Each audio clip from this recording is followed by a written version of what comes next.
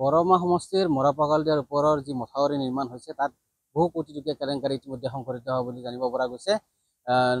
মৰাপাগলদিয়াৰ যি গবৰাদল বিষ্ণুপুৰৰ যি 5 কিলোমিটাৰ জোৰা যি মথাউৰি সেই মথাউৰি যি ব্লক ইয়াত দিয়া হৈছে তাত বহু কোটি টকীয়া কেলেংকাৰী য'ত এই পথটো 5খন গাঁৱৰ মানুহে মূল পথ হিচাপে ব্যৱহাৰ কৰে। সেই ব্যৱহাৰ কৰা সেই যি মূল পথটো মই মোৰ সহযোগী দেখুৱাবলৈ অনুৰোধ জনাইছোঁ যে বৰমা সমষ্টিৰ যি পশ্চিম গবৰাদল বিষ্ণুপুৰৰ যি মৰাপাগলদিয়াৰ ওপৰত যি নিৰ্মাণ কৰা হৈছে ব্লকৰ মথাউৰি সেই ব্লকৰ মথাউৰিত ইতিমধ্যে কোটি টকীয়া এটা কেলেংকাৰী সৃষ্টি হৈছে।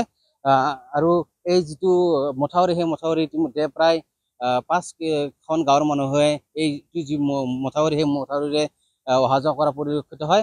এইটো হ'ল মৰাপাগলদিয়া পশ্চিম মথাউৰিটো হ'ল এই 5খন গাঁৱৰ মূল পথ আৰু তেওঁলোকে মূল পথ হিচাপে ব্যৱহাৰ কৰে। কেনেকুৱা ধৰণে ইয়াত কেলেংকাৰী সংঘটিত হৈছে আমি জানিব বিচাৰিম। ইয়াত আছে গাঁওবাসী আমাৰ সৈতে উপস্থিত আছে। কেনেকুৱা ধৰণৰ কেলেংকাৰী সংঘটিত আছিল, কিমান টকীয়া কাম আছিল ইয়াত? এইটো একুৰেট বস্তুটো ভালকে নাজানো যে কোটি টকাৰ কাম বুলি আমি জানো। কিমানখন গাঁৱৰ মানুহ আমি ইয়াতে মানে এইটো ৰাস্তাইদি আপোনাৰ 5খন গাঁৱৰ মানুহ আমি মুখ্য ৰাস্তা আমাৰ এইটো।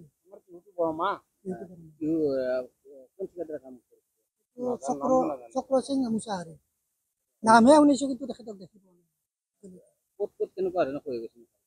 মথাউৰিটোতো আপোনাৰ একদম মিলন হাইস্কুলৰ পৰা একদম শিয়ালমাৰী হেৰি বৰচোপালৈকে মানে হৈছে চব ফালতে একদম। আমাৰ উপস্থিত আছে ব্যক্তি ইয়াত এইটো ৰাস্তাৰে কলেজত কিমানজন ল'ৰা ছোৱালী অহা যোৱা কৰে? কোনটো এই ৰাস্তাত সৰু ল'ৰা ছোৱালী হাইস্কুলত যায় আৰু কলেজতো যায়। মেক্সিমাম 20-25জন মান যায়। কেনেকুৱা অসুবিধা পাই আছে? অসুবিধা পাই আছে মানে ল'ৰা ছোৱালী এটা বৰষুণ হোৱাৰ পিছত কেনেকৈ যাব? ৰাস্তাটো আমি দেখিছোঁৱেই, আপোনালোকে দেখিছে কেনেকৈ যাব? খোজকাঢ়ি যাব লাগে।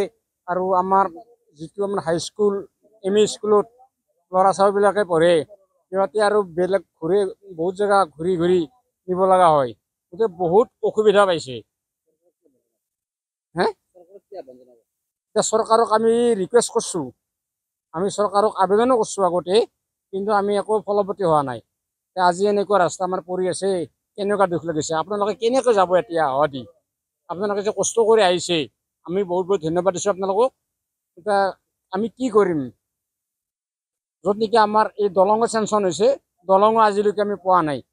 আমি তেখেতক ধন্যবাদ জনাইছোঁ। যি বহু কোটি টকীয়া কেলেংকাৰী যি মথাউৰি সেই মথাউৰি ইতিমধ্যে বহু ল'ৰা ছোৱালী গৈ ইতিমধ্যে দুৰ্ঘটনা সংঘটিত হোৱা জানিব পৰা গৈছে। আমাৰ ইয়াতে বাধ্যসকল উপস্থিত আছে। আপোনালোকে কি বিচাৰে?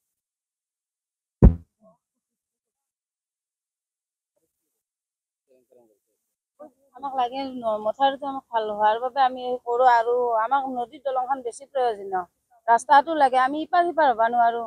মানে চলিবলৈও সিপাৰ চলি বহুত স্কুলত আমাৰ ইয়াতে এখন স্কুলতে পঢ়ে, মানে আহিব নোৱাৰে। বাৰিষা হ'লেতো বন্ধই থাকে, ল'ৰা ছোৱালী পাৰ কৰিব নোৱাৰোঁ। আমি কেনেকৈ আনিম? সেনেকৈ থাকে, স্কুল বেছিভাগ ক্ষতি যায়। এতিয়া আমাক লাগে মথাউৰিটো আৰু দলংখন। নদীৰ দলংখন আমাক ভাল লাগে আৰু মথাউৰিটো আমাক ভাল কৰি দিব লাগে। মানে আমাৰ আমি তেখেতক ধন্যবাদ জনাইছোঁ। আৰু এই যি কোটি টকীয়া যি মথাউৰি সেই মথাউৰি লোকসভা বিভাগত তেখেতক ইতিমধ্যে অৱগত কৰা বুলি জানিব পৰা গৈছে। আৰু আমিও লক্ষ্য কৰিম যে পৰৱৰ্তী পৰ্যায়ত অসমৰ মুখ্যমন্ত্ৰী ডাঙৰীয়া বা বিভাগীয় মন্ত্ৰী কেনেকুৱা ধৰণে এই মথাউৰিটো পৰিদৰ্শন কৰে বা তেওঁলোকে কেনেকুৱা ধৰণে এই যিটো কেলেংকাৰী এটা কোটি কৰোৰ টকাৰ যি কেলেংকাৰী সেই কেলেংকাৰীটো কেনেকৈ ধৰণে তেওঁলোকে উন্মোচিত কৰি ৰাইজৰ দিশলৈ আনে আৰু মথাউৰি কেনেকুৱা ধৰণে নিৰ্মাণ কৰে পৰৱৰ্তী পৰ্যায়ত হয়তো লক্ষণীয় হৈ পৰিব। ৰব, আপুনি যে এটা অপৰাধ কৰিবলৈ গৈ আছে, আপুনি জানেনে? এই নাবালিকা গৰাকীক এতিয়াই বিয়াত বহোৱাটো যে এটা অপৰাধ, আপুনি জানেনে? অপৰাধ কেনেকৈ? মোৰ ছোৱালী, মোৰ কথা। তুমি যিয়েই নোকোৱা ভূঞা, 18 বছৰৰ তলৰ যিকোনো কন্যা সন্তানৰ বিয়া দিলেই আইনগতভাৱে এক দণ্ডনীয় অপৰাধ। বিয়া দিয়াজন যিমান দায়ী, বিয়া পতাজনো সমানে দায়ী।